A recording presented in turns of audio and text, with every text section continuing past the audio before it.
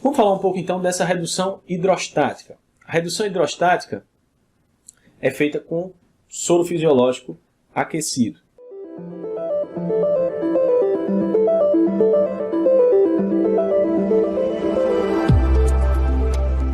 Então, você vai usar 1 litro de soro fisiológico, vai ter o material de sonda retal, uma sonda retal sem balão, a lidocaína, o esparadrapo, a fita adesiva, para fixar, para servir de elemento de apoio ali da sonda, e essa sonda vai ser conectada ao sistema do soro. Você coloca esse soro elevado, cerca de 1 metro de altura, para fazer uma pressão de cerca de 90 a 100 milímetros de mercúrio, e esse soro, gotejando, ele aos poucos vai preenchendo o intestino grosso, assim como aquele enema que eu mostrei, e esse soro então vai chegando no seco e vai empurrar a cabeça da invaginação, vai empurrar o into septum de volta da válvula iliocecal. E você vai acompanhando isso com a ultrassonografia.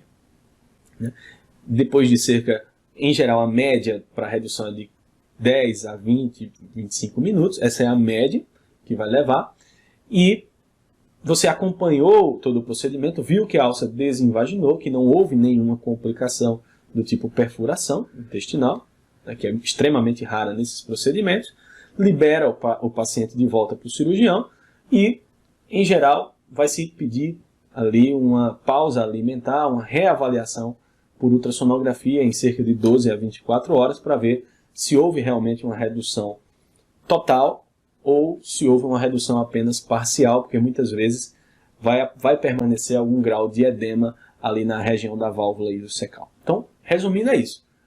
Invaginação, diagnóstico e, logo em seguida, acompanhar por ultrassonografia o procedimento de redução hidrostática. A redução hidrostática ela é efetiva em 75%, 80% dos casos. Como nós falamos, ela tem algumas vantagens em relação ao enema, principalmente por não envolver radiação ionizante e por não ter risco ali de uma peritonite bárica em caso de uma perfuração. Em relação à cirurgia, a redução hidrostática também tem várias vantagens. Né? Okay? Agora, quando é que se tem que fazer realmente a cirurgia? A cirurgia deve ser feita em crianças com mais de 3 anos, na maioria das vezes, por quê? Porque ali existe alguma patologia associada à invaginação, então a redução hidrostática não vai ser efetiva se tiver um nódulo, se tiver um divertículo de Meckel, por exemplo. Quando você tentou 3, 4 vezes a redução hidrostática e não conseguiu, também existe um risco ali de se tratar de uma isquemia ou de uma causa secundária. Né? Então, para não elevar o risco de perfuração, também vai para a cirurgia. Quando você usa o Doppler e não tem vascularização na alça, ou quando você já vê líquido livre em grande quantidade, peritonite. Então, nessas situações, não se tenta a redução hidrostática, se parte direto para a cirurgia. Então, aqui a gente tem algumas imagens do processo de desinvaginação, guiado por ultrassonografia. Então, lembra, foi colocado o soro está gotejando na sonda retal, vai preencher o intestino grosso e vai chegar no seco. Chegando no seco, nessa região aqui, você começa a ver esse preenchimento do seco pelo líquido. E aqui você tem a alça invaginada. O que vai acontecendo com o passar do tempo? Essa coluna de líquido vai começar a empurrar a alça invaginada para fora do seco. Né? Então vai empurrando, empurrando, empurrando, até o momento em que ocorre a desinvaginação e esse líquido que não conseguia passar para o delgado, agora você vê a liberação desse líquido e o fluxo para o delgado através da válvula iliocecal. Então, nesse momento ocorreu a desinvaginação. Na maioria das vezes você vai ver o alívio da criança nesse momento. A criança que estava chorando o tempo inteiro durante o exame, no momento da desinvaginação tem um alívio, e isso é um dos critérios, digamos assim, que faz você pensar que houve realmente uma desinvaginação efetiva.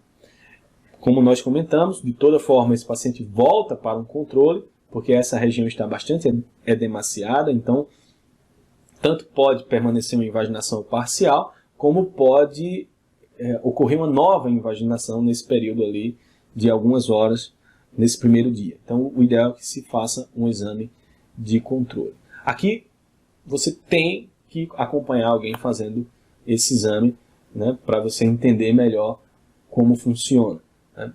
Mas é um exame essencial para quem trabalha na emergência de ultrassonografia. Próximo vídeo, como eu falei, eu vou falar da invaginação em adultos. Então, mostrar alguns casos de invaginação intestinal por tomografia. Geralmente o diagnóstico já passa a ser por tomografia, porque ali a gente vai buscar ativamente lesões nodulares, lesões inclusive benignas e malignas, que podem ser a causa da invaginação intestinal.